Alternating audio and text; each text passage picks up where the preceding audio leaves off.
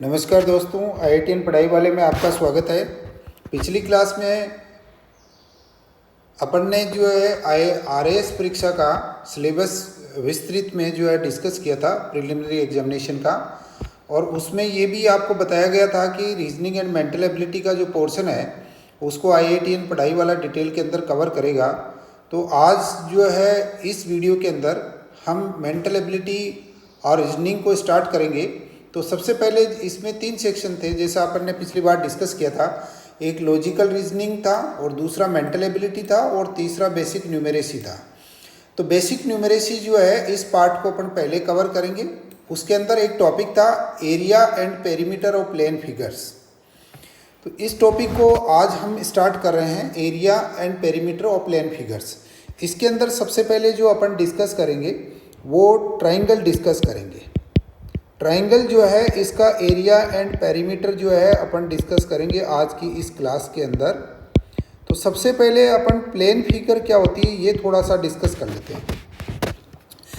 Plane figure कैसे है, जैसे क्या है कि आपका ये स्क्रीन है, इस स्क्रीन के ऊपर आपने ये ड्रॉ किया है, जैसे एक ट्राइंगल ड्रॉ किया है A, B और C।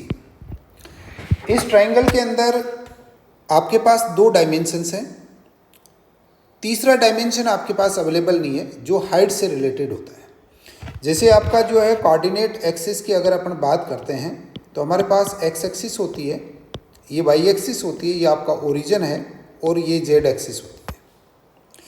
अगर इन 3 एक्सिस में से कोई भी एक एक्सिस अवेलेबल नहीं रहती है तो वो आपकी प्लेन फिगर कहलाती है। जैसे ट्राइंगल की अगर बात करते हैं तो ये एक्स वाई प्लेन के अंदर जो है आपका ट्राइंगल है, और जेड कोऑर्डिनेट जो है वो आपका 0 है। इसलिए इस टाइप की फिगर्स जो किसी भी एक प्लेन में होती है, अर्थात जिनके केवल 2 कोऑर्डिनेट होते हैं और तीसरे कोऑर्डिनेट की वैल्यू 0 होती है, उनको अपन प्लेन फिगर्स कहेंगे। तो सबसे पहले तो आपको प्लेन फिगर जो है ये क्लियर हो जानी चाहिए, और उसके बाद में एरिया और पेरीमीटर क्या होता है ये अपन और क्लियर कर लेते हैं। सबसे पहले क्योंकि आज की क्लास में हम केवल ट्राइंगल डिस्कस करेंगे, तो ट्राइंगल क्या होता है ये भी अपन बात कर लेते हैं। ट्राइंगल एक्चुअली क्या है कि ऐसी प्लेन फिगर है जिसकी आपकी 3 भुजाएं होती है, मीन्स 3 साइड्स होती है, 3 साइड्स और 3 एंगल्स होते हैं। ये एंगल A है, ये आपके लिए एंगल B है, ये एंगल C है। एंगल A के सामने की जो साइड है इसको हम A से रिप्रेजेंट करते हैं।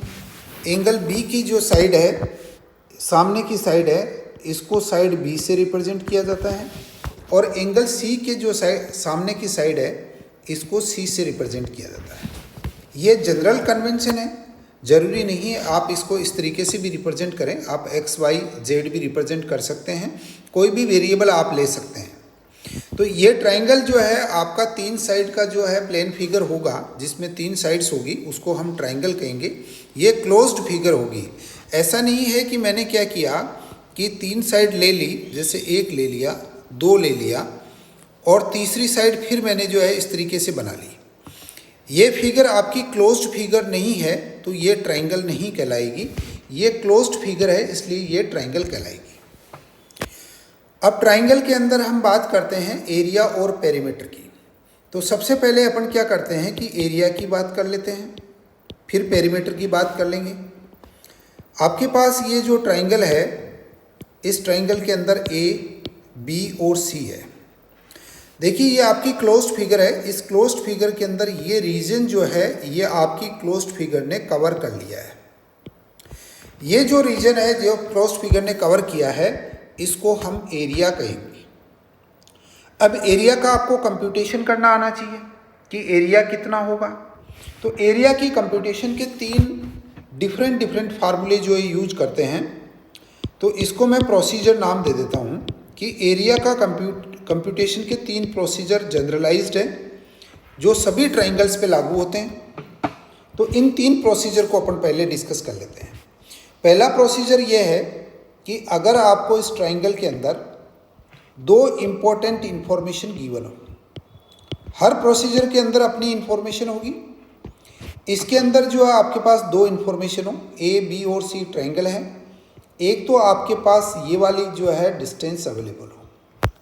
मीन्स किसी भी एक ट्राइंगल जो है उसका एंगल है, इसको हम वर्टेक्स कहेंगे।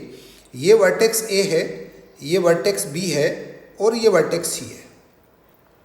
हम वर्टेक्स ए से क्या कर रहे हैं, सामने वाली जो साइड है वर्टेक्स ए के, उस पे एक परपेंडिकुलर ड्रॉ कर रहे हैं। आपने यहाँ पे एक परपेंडिकुलर ड्रॉ किया। परपेंडिकुलर का मतलब ये है, अगर आपकी एडी लाइन जो है, AD line perpendicular to BC है, इसका मतलब ये हुआ कि ये वाला एंगल 90 डिग्री होना चाहिए। अगर ये एंगल 90 डिग्री है then AD is perpendicular to BC होगा। तो आपको ये वाली जो डिस्टेंस होती है इसको हम कहते हैं एच। एच कहलाती है हाइट ऑफ ट्राइंगल। क्या कहलाएगी? हाइट ऑफ ट्राइंगल रहेगी आपके पास। तो एक आपको हाइट ऑफ ट्राइंगल गिवन है। दूसरा जो आपका वर्टेक्स ए है, इसके सामने वाली साइड है, इसको अभी मैं बेस लिख रहा हूँ। इन जनरल आपने जो ये कन्वेंशन डिस्कस किया था, इस बेस को मैं ए से डिनोट कर देता हूँ। आपको बेस गिवन है और हाइट गिवन है, तो एरिया ऑफ ट्राइंगल क्या होगा? एरिया ए से रिप्रेजेंट कर रहा हूँ मैं area of triangle. A is equal to होगा half into base into height होगी आपके पास। तो यहाँ पे आपने क्या किया है, हाफ इंटू ए इंटू एच किया है। जनरली क्या करते हैं, आपका बेस के लिए बी भी ले लेते हैं, तो फार्मूले में half into A B into H भी लिख देते हैं। तो अगर आपको एक साइड गिवन हो और कॉरस्पॉन्डिंग हाइट गिवन हो, उस केस में आप half into base into height से एरिया कैलकुलेट कर सकते हैं।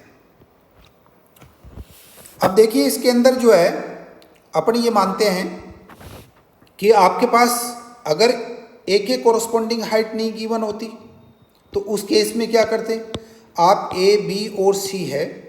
अगर आपको उस केस में मान लीजिए कि ये वाली लाइन परपेंडिकुलर है और ये H1 है, और अभी मैं इस जो है डिस्टेंस को b कह देता हूँ, तो ऐसे केस के अंदर आप half into B into H1 लेते। मीन्स जो भी हाइट है बेस ले रहे हैं उसकी कॉरस्पॉन्डिंग हाइट लेनी है। बेस से आप वर्टेक्स पे परपेंडिकुलर ड्रॉ करें और वो जो परपेंडिकुलर डिस्टेंस है वो आपके लिए ट्राइंगल की हाइट कहलाएगी। तो ये आपका पहला मेथड हो गया एरिया कैलकुलेट करने का। अब देखिए मैं सेकंड प्रोसीजर की बात कर रहा हूँ, एरिया कैलकुलेशन का प्रोसीजर 2 की बात कर रहा हूँ। प्रोसीजर 2 जो है उसके अंदर हमारे पास एक स्पेशल पैरामीटर कैलकुलेट करते हैं।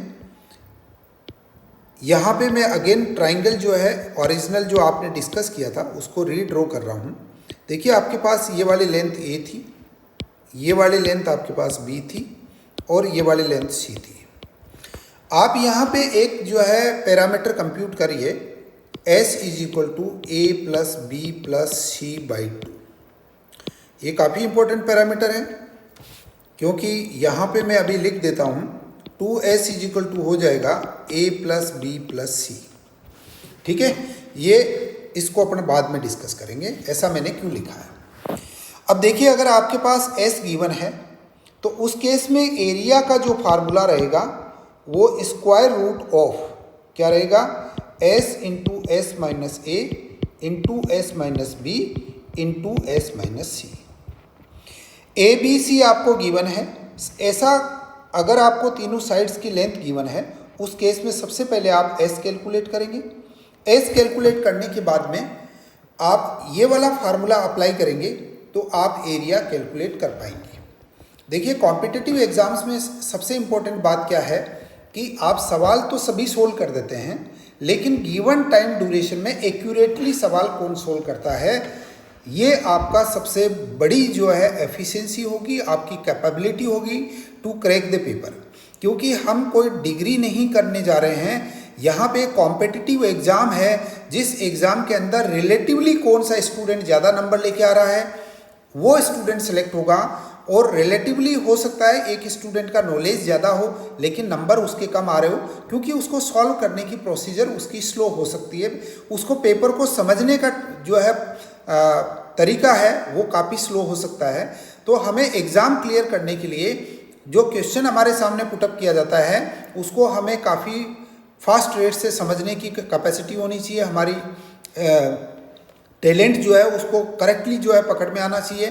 फिर करेक्टली पकड़ में आते आपको जल्दी से कौन सा फार्मूला अप्लाई करना है और कौन सा प्रोसीजर अप्लाई करना है वो भी आपके दिमाग में आना चाहिए, और फिर उसको जल्दी से आपकी कैलकुलेशन की स्पीड भी फास्ट होनी चाहिए।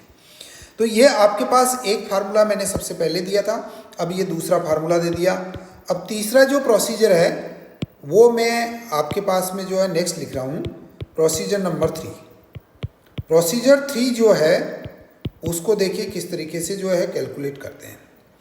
प्रोसीजर 3 के अंदर हमारे पास एडिशनल अलग टाइप की इंफॉर्मेशन होगी। अलग टाइप की इंफॉर्मेशन कैसे होगी? ये ए है, ये बी है, ये सी है। ये वाली लेंथ आपके लिए ए है, आपने पहले ही कैलकुलेट कर रखी है, स्टैंडर्ड प्रोसीजर लेके चल रहे हो, और ये सी है आपके लिए। मान लीजिए आपको ये वाला एंगल गिवन है और आपको बी और सी गिवन है, आपको ए नहीं गिवन है। ए नहीं गिवन है तो अपन जो है क्या करते हैं कि मान लेते हैं कि ये वाला जो है हमें लेंथ गिवन नहीं है। अगर ये लेंथ हमें गिवन नहीं है तो उस केस के अंदर हम क्या कर सकते हैं, इस केस के अंदर जो है अगर हमें ये वाला जो है गिवन नहीं है उस केस में हमें इसकी रिक्वायरमेंट नहीं है, हमें केवल बी दे रखा है, सी दे रखा है और एंगल ए दे रखा है। तो एरिया ए कैलकुलेट करेंगे, half area A is equal to, आपके पास एक स्पेसिफिक फार्मूला आप अप्लाई करेंगे, half into B into C into sine A. देखिए साइन फंक्शन ए लगाएंगे, मीन्स आपके पास एंगल ए गिवन है उसका आप साइन लेंगे, इसके दोनों एडजेसेंट साइड्स लेंगे, जो एंगल ए की दोनों साइड्स है वही आप लेंगे ट्राइंगल की साइड्स, बी इंटू सी। तो half into B into C into sine ए हो गया। अगर मान लीजिए मेरे पास ये वाली लेंथ भी गिवन है और मैं एरिया कैलकुलेट करना चाहता हूँ, ए इज इक्वल टू मैं क्या करूँगा, हाफ इंटू ए into C into sine B लिख सकता हूँ, क्योंकि अगर एंगल बी गिवन है उसकी एडजेसेंट साइड्स ए और सी गिवन है तो फार्मूला ये बन जाएगा। ये देखिए तीसरा फार्मूला भी बनेगा आपके लिए। तीसरा कैसे बनेगा, half into A into be given है और इंटू एंगल साइन सी है। तो आपके पास कोई भी एक एंगल गिवन होगा, उसकी दो एडजेसेंट साइड्स है, तो ये आप तीसरा फार्मूला जो अप्लाई करेंगे। इसका मतलब आपके पास क्या हो गया, 3 डिफरेंट प्रोसीजर्स हो गए to calculate the area of the triangle. अब जो है नेक्स्ट अपन क्या करते हैं, इसको कुछ सॉल्व करेंगे, एग्जांपल्स लेके हम देखेंगे कि हमें एक्चुअली क्या है, किस तरीके से कैलकुलेट कर सकते हैं। देखिए मैं आपको एग्जांपल जो है एक सॉल्व करवा रहा हूँ, इसको 1 कर देते हैं। इस एग्जांपल में मान लीजिए कि आपको एक प्रॉब्लम गिवन है कि ये एक ट्राइंगल है, इस ट्राइंगल के अंदर आपको ए बी और सी 3 एंगल होंगे। ये एंगल आपको जो है 45 डिग्री गिवन है। ये वाली जो है साइड लेंथ 5√2 सेंटीमीटर गिवन है और ये 10 सेंटीमीटर गिवन है। देखिए ये साइड लेंथ है, ये आपने सेंटीमीटर में कैलकुलेट करी है। अब सबसे पहले आपका ये फिगर आपके सामने आते ही या आपको लैंग्वेज की फॉर्म में दे रखा है, तो उस कंटेंट को आप अच्छी तरीके से पहचान लेंगे कि कौन सा फार्मूला आपको अप्लाई करना है। इसमें आपको जैसे आप कहेंगे half into base into height apply करेंगे, वो ज़्यादा इजी नहीं है। आप उसको अप्लाई कर सकते हैं लेकिन इजी नहीं है, उसमें आपको एडिशनल कंप्यूटेशन करनी होगी। सेकंड आप क्या करेंगे, A is equal to root over S into S minus A into S minus B into S minus C लेंगे। तो उस केस में आपको ये वाली साइड नहीं दे रखी है तो वो भी आप अप्लाई नहीं कर पाएंगे, इसलिए डायरेक्टली आपको क्या प्रोसीजर 3 अप्लाई होता है। तो हाफ इंटू आपके पास साइड, एक साइड 5√2 है, दूसरी साइड 10 है और फिर साइन 45 डिग्री होगा। अब देखिए साइन 45 डिग्री का वैल्यू आपको पता होना चाहिए। ये अपन कुछ ट्रिग्नोमेट्री की क्लासेस भी लेंगे, उसमें और ज़्यादा डिटेल में डिस्कस करेंगे। अभी मैं यहाँ पे लिख देता हूँ कि आपके पास साइन 45 डिग्री का जो वैल्यू है वो 1/√2 होगा। तो देखिए √2 से √2 कैंसिल आउट हो चुका है और यहाँ पे आपके पास क्या हो गया कि डिनोमिनेटर में 2 रहेगा, तो आपका जो है इसको कैंसिल आउट करेंगे तो 10/2 5 हो जाएगा, 5 × 5 25 हो गया। अब देखिए 25 आप कह रहे हैं कि हमारा एरिया कैलकुलेट हो गया इस ट्राइंगल का, लेकिन अब आपको यहाँ पे आपने लिखा था 10 सेंटीमीटर 5√2 सेंटीमीटर। अब हमें एरिया की यूनिट भी लिखनी है, तो एरिया में देखिए ट्रिग्नोमेट्रिकल फंक्शन जो आ रहा है उसका कोई यूनिट नहीं होता है, वो रेशियोज है बेसिकली, तो इसका यूनिट लेस होता है।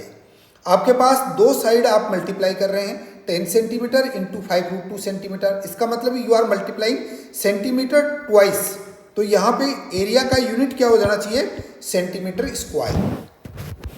अगर आपको साइड लेंथ मीटर में दे रखी है तो एरिया आएगा आपका मीटर स्क्वायर के अंदर।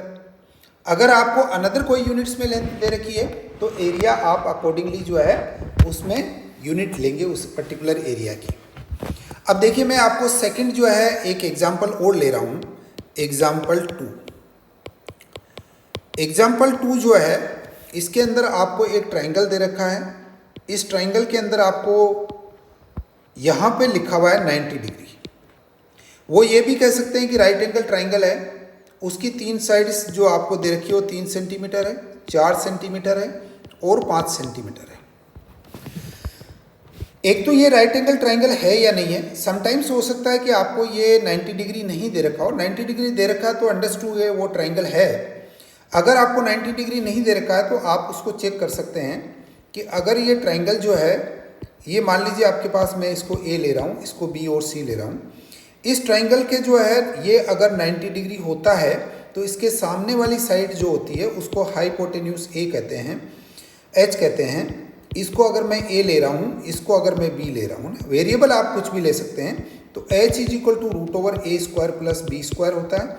अगर किसी ट्राइंगल में तीनों साइड्स ये रेशियो सेटिस्फाई करती है वो हमेशा राइट एंगल ट्राइंगल होता है। राइट एंगल ट्राइंगल का मतलब ये है कि एक एंगल उसका 90 डिग्री होगा और दूसरे 2 एंगल लेस देन 90 डिग्री होंगे, क्योंकि ट्राइंगल के तीनों एंगल्स का समेशन हमेशा कितना होता है, 180 डिग्री होता है। तो आप 180 डिग्री से ज़्यादा नहीं रहेंगे, तीनों एंगल्स का समेशन। जैसे ये आपका ट्राइंगल है, इसमें angle A plus angle B plus angle C का जो वैल्यू है वो 180 डिग्री होगा। अगर 180 डिग्री किसी फिगर में नहीं आ रहा है तो वो ट्राइंगल नहीं है। तो आप देखिए यहाँ चेक करते हैं, आपका √3 का स्क्वायर 9 होगा, प्लस 4 का स्क्वायर 16 होगा, 9 प्लस 16 25 होगा, 25 का स्क्वायर रूट 5 होगा। तो इसका मतलब ये राइट एंगल ट्राइंगल है। इसमें मुझे एरिया कैलकुलेट करना है। देखिए मुझे बहुत बढ़िया बात है कि राइट एंगल का मतलब ये है कि ये वाली लेंथ और ये वाली लेंथ एक दूसरे के परपेंडिकुलर है। अगर ऐसा है तो मैं अगर ये लेके चलता हूँ ए बी इंटू सी, तो सी जो वर्टेक्स है उसके लिए बेस ए बी होगा और सी से एक को जो लाइन आ रही है वो ए बी के परपेंडिकुलर है। इसका मतलब ये आप इस ट्राइंगल की हाइट ले सकते हैं। तो हाफ इंटू हाइट आपके बेस 4 होगा इंटू हाइट आपके लिए 3 सेंटीमीटर होगा, तो 6 सेंटीमीटर स्क्वायर आपके लिए एरिया आ गया। एक बहुत सिंपल कैलकुलेशन इसके अंदर हो गई। दूसरा आप क्या कैलकुलेट कर सकते हैं, तीनों साइड्स दे रखी है आपको, तो देखिए आप दूसरे प्रोसीजर से भी कैलकुलेट करके देखते हैं। इसमें 3 + 4 + 5/2 करिए आप, तो आपके पास कितना हो गया, 3 + 4 7 हो गया, 7 + 5 12 हो गया, 12/2 तो आपके लिए 6 सेंटीमीटर हो गया। देखिए अगेन ये एस का यूनिट सेंटीमीटर ही आएगा, क्योंकि डिनोमिनेटर 2 आपका जो है यूनिट लेस है और न्यूमरेटर जो है आपका लेंथ का यूनिट लेके आ रहे हैं। अब आप जो एरिया कैलकुलेट करेंगे वो √, देखिए एस है आपके पास, S into S minus A into S minus B into S minus C है आपके पास। तो इसके अंदर देखिए आपके पास √, आप क्या लिखेंगे, √, आप लिखेंगे 6 इंटू 6 माइनस 3 करते हैं, इंटू 6 माइनस 4 करते हैं, इंटू 6 माइनस 5 करते हैं, इज इक्वल टू √, देखिए ये 6 हो गया, 6 माइनस 3 आपके लिए 3 हो गया, 6 माइनस 4 आपके लिए कितना हो गया, 2 हो गया, और 6 माइनस 5 कितना हुआ, ये 1 हो गया। तो अगर आपको मैं थोड़ा सा सिंपल कंप्यूटेशन कर देता हूँ, 3 इंटू 2 6 हो गया, 6 इंटू 6 है तो स्क्वायर रूट 6 आ जाएगा, 6 सेंटीमीटर स्क्वायर आपका एरिया आ गया। देखिए यहाँ से भी आपने एरिया जो कैलकुलेट किया था वो 6 सेंटीमीटर स्क्वायर था, अभी भी एरिया आपका 6 सेंटीमीटर स्क्वायर है। इसलिए एरिया आप चाहे किसी भी मेथड से कैलकुलेट करिएगा, एरिया हमेशा सेम रहेगा। अगर आप थर्ड मेथड भी अप्लाई करना चाहते हैं तो उस केस में देखिए आपका वर्टेक्स ए दे रखा है, इसका एंगल आपको 90 डिग्री गिवन है, इसकी दोनों एडजेसेंट साइड्स 3 इंटू 4 है, इंटू साइन 90 है। साइन 90 का वैल्यू जो होता है वो 1 होता है एक्चुअली, इंटू 3 इंटू 4 हो गया, तो ये आपके पास 6 सेंटीमीटर स्क्वायर हो गया। देखिए तीनों मेथड से आपका एरिया सेम आएगा। तो जो इन्फॉर्मेशन आपको अवेलेबल है वो इन्फॉर्मेशन आप यूज करिए और जो है एरिया कैलकुलेट करिए। अब देखिए मैं आपको पेरीमीटर बताना चाहता हूँ। पेरीमीटर जो है ये एरिया के अलावा सेकंड कॉन्सेप्ट है। अगर ये ट्राइंगल हमारे पास अवेलेबल है जिसके अंदर वर्टेक्स ए है, बी है, सी है, ये ए है, बी है और सी है। तो पेरीमीटर पी जो आपके पास होगा वो ए प्लस बी प्लस सी होगा। मीन्स आपको कोई भी फिगर जो दे रखी है प्लेन के अंदर, उनकी सभी साइड्स का समेशन अगर आप करते हैं तो आपको पेरीमीटर मिलेगा। बेसिकली कुछ नहीं है, आप एक सिंपल तरीके से समझिए कि ये एक आपका गार्डन है। इस गार्डन को मुझे क्या करना है, फेंसिंग करनी है। फेंसिंग करनी है तो फेंसिंग के लिए आपको कितने जो है लेंथ की जो है फेंसिंग चाहिए, उसको आप क्या करेंगे, इसे यहाँ से मेजर करना शुरू करेंगे, यहाँ गए, फिर आप क्या करेंगे, यहाँ से मेजर करते हुए आप यहाँ पहुँचेंगे, फिर यहाँ से मेजर करते हुए यहाँ पहुँचेंगे। तो ये टोटल लेंथ जो आपको फेंसिंग करने के लिए रिक्वायर्ड है, वो लेंथ आपकी क्या हो गई, उस फिगर का पेरीमीटर हो गया। इस perimeter is equal to A plus B plus C हो गया। अब इसके अंदर देखिए, एक मैं आपको स्पेसिफिक केस थोड़ा सा डिस्कस करना चाहता हूँ। स्पेसिफिक केस जो है मैं आपको इक्विलेटरल ट्राइंगल जो है डिस्कस करना चाहता हूँ आपके साथ में। इक्विलेटरल ट्राइंगल, इक्विलेटरल ट्राइंगल एक स्पेसिफिक केस है जिसके अंदर क्या होता है कि तीनों साइड्स इक्वल होती है। ये आपके पास ए है, बी है और सी है। देखिए इसके अंदर तीनों साइड इक्वल होती है, तो मैं इन जनरल इसकी साइड लेंथ ए ले लेता हूँ। इक्विलेटरल ट्राइंगल का मतलब यही है कि आपकी तीनों साइड इक्वल होती है। अगर तीनों साइड इक्वल है तो इसमें एक स्पेशल कंडीशन और बैठती है, क्योंकि तीनों एंगल का समेशन कितना है, 180 है, तो तीनों एंगल भी आपके पास क्या होंगे, इक्वल होंगे, और तीनों एंगल 60 डिग्री के होंगे। Each angle is 60 degree. अगर कोई ट्राइंगल में ये कंडीशन फुलफिल होती है कि एवरी एंगल इज 60 डिग्री और and every side is same, तो उसको आप कहेंगे इक्विलेटरल ट्राइंगल। इस इक्विलेटरल ट्राइंगल के अंदर आपके पास कुछ स्पेसिफिक केस बनते हैं जो आपने अभी डिस्कस किया। देखिए मुझे इसका पेरीमीटर पी कैलकुलेट करना है। पेरीमीटर पी कैलकुलेट करने के लिए आप क्या कहेंगे, आप ये कहेंगे कि सब हमें तो इसके अंदर क्या करना है कि तीनों की लेंथ सम करनी है। तो ए प्लस ए हो गया, तो इज इक्वल टू 3a हो गया। इसका मतलब इक्विलेटरल ट्राइंगल के अंदर पेरीमीटर कितना होगा, 3 टाइम्स द साइड लेंथ। हो सकता है वो आपको लैंग्वेज में इस तरीके से कहें कि आपको एक इक्विलेटरल ट्राइंगल है, उसकी साइड लेंथ जो है 6 सेंटीमीटर है, आप उसका पेरीमीटर कैलकुलेट करिए। तो आप 3 × 6 कर देंगे, आप उसको बता देंगे कि 18 सेंटीमीटर उसका पेरीमीटर है। ये आपको डायरेक्टली एक ट्रिक होनी चाहिए कि जैसे ही सवाल आपके सामने आए आप उसको तुरंत प्रभाव से बता सको। नेक्स्ट इसके अंदर देखिए इसका अपन हाइट कैलकुलेट करते हैं, हाइट कैलकुलेशन करते हैं ट्राइंगल की। ये भी कई बार आपको सवाल पूछा जाता है कि एक इक्विलेटरल ट्राइंगल दिया गया है और उसकी साइड लेंथ ए है, आप उसकी हाइट बताइए कितनी होगी। तो आपको पता होना चाहिए कि साइड लेंथ के टर्म्स में हाइट कैसे कैलकुलेट करते हैं। देखिए ये आप जो है हम क्या कर रहे हैं, परपेंडिकुलर ड्रॉ कर रहे हैं। ए से स्पेस को मैं डी कह देता हूँ और ये मेरे लिए हाइट होगी। ये एंगल कितना है, 60 डिग्री हो गया।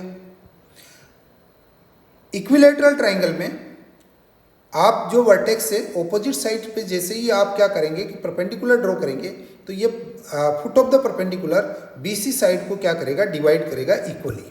इसका मतलब ये BD a/2 है और DC भी a/2 है। अब आपके पास एक ये ट्राइंगल बन गया है, इसको मैं ट्राइंगल लिख रहा हूँ ABD। ABD ट्राइंगल जो है उसके अंदर AB साइड लेंथ A है, AD साइड लेंथ H है और BD साइड लेंथ क्या है, a/2 है। और ये ट्राइंगल अगर आप देख रहे हैं तो ये हमेशा परपेंडिकुलर रहता है इसमें, तो ये 90 डिग्री है, तो इसका मतलब ये एंगल भी 90 डिग्री है। तो ये राइट एंगल ट्राइंगल बन गया। तो आपके पास ये फार्मूला अपन पाइथागोरस थ्योरम जो आप कहते हैं वो a² is equal to h² plus BD² होगा जो a/2 का स्क्वायर है। इसका मतलब ये हुआ h², इसका मतलब इम्प्लाइज ऊपर वाले से नीचे वाली इक्वेशन आ रही है, a² माइनस a²/4 हो गया इज इक्वल टू आप क्या कर सकते हैं कि 3a²/4 हो गया। इसको सॉल्व करते हैं तो h is equal to √3a/2 आ जाएगा। ये फार्मूला भी आपको याद होना चाहिए। अगर आपको इक्विलेटरल ट्राइंगल में साइड लेंथ a दे रखी है, पेरीमीटर 3 टाइम्स इंटू a होगा और हाइट √3a/2 होगी। अब आप क्या करते हैं, इसके अंदर एरिया कैलकुलेट करते हैं इक्विलेटरल ट्राइंगल का। इक्विलेटरल ट्राइंगल का एरिया कैलकुलेट करने के लिए आपको हाइट मिल चुकी है, तो area is equal to half into base. Base आपके पास क्या है, a है, इंटू हाइट क्या होगी, √3a/2 होगा। तो area is equal to √3 A²/4 हो जाएगा।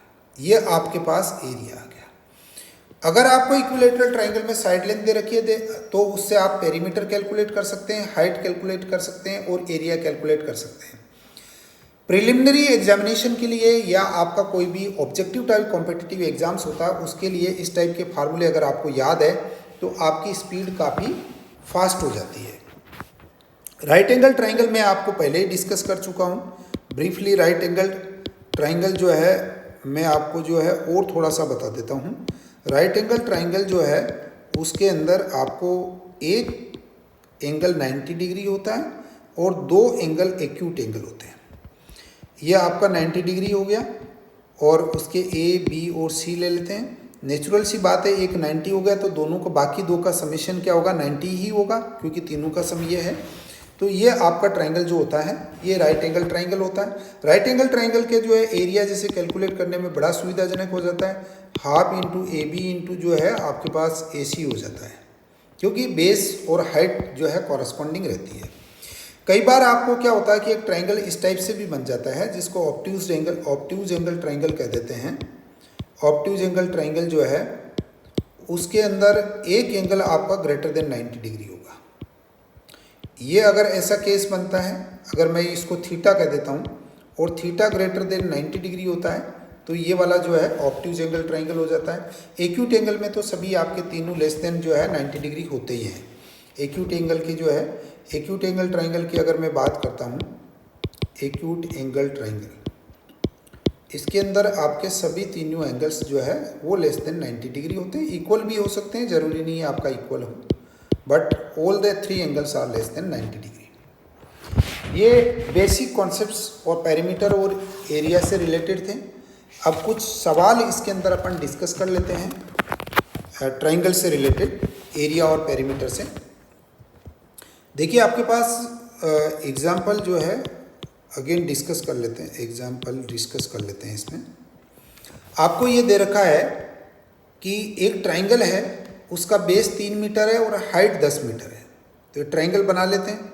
वो कह रहे हैं बेस 3 मीटर है, हाइट 10 मीटर बता रहे हैं इसकी, और आपसे कहा जा रहा है कि आप इसका एरिया कैलकुलेट करेंगे। तो जिसमें half into base into height वाला फार्मूला लगाओ, हाफ इंटू 3 इंटू 10 का फार्मूला लगा दो, तो ये 15 मीटर स्क्वायर होगा।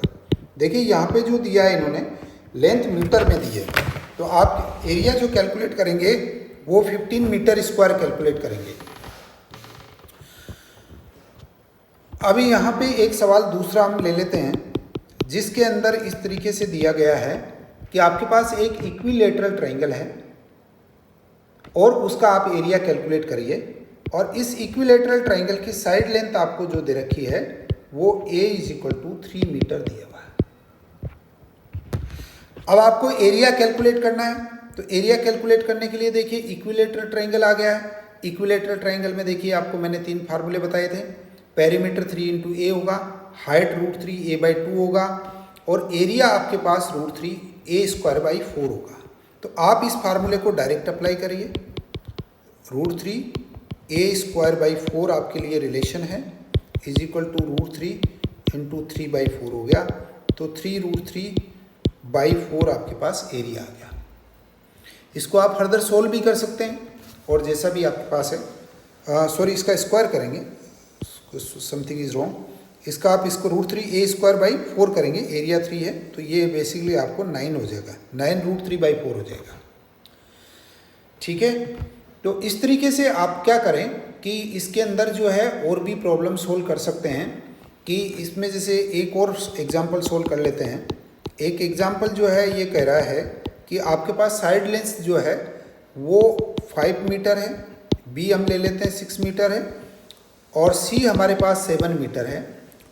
दो आपसे इसमें सॉल्यूशन पूछे गए हैं। एक तो कह रहे हैं कि पेरीमीटर क्या है, तो पेरीमीटर आपके पास क्या होता है a + b + c, तो = 5 + 6 + 7 हो गया, = आप इसको समेशन कर लीजिए, 6 और 5 तो आपके पास 11 हो गए, और 11 प्लस जो है आपके पास 7 कर दीजिए तो 18 मीटर हो गया। पेरीमीटर आपको लेंथ के डायमेंशन लेके आएंगे।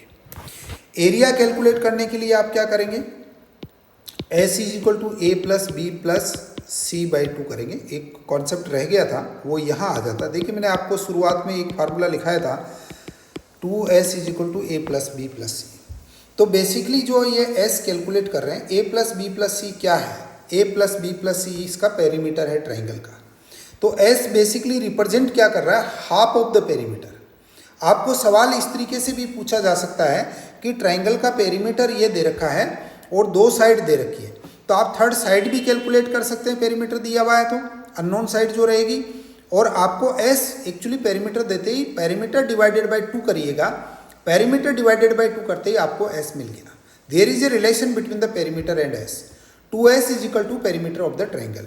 तो अगर आपको डायरेक्टली जो है s गिवन है तो आप पेरीमीटर = 2 × s कर सकते हैं। ये भी आपसे पूछा जा सकता है, थोड़ा एडिशनल डिस्कशन हो गया। यहाँ पे आपको कैलकुलेट करना है एरिया। तो s = आप लिखिएगा 5 + 6 + 7/2 करिए। आपने पेरीमीटर कैलकुलेट कर ही रखा है तो 18/2 भी आप डायरेक्टली कर सकते थे। तो ये 9 मीटर आपके पास s हो गया।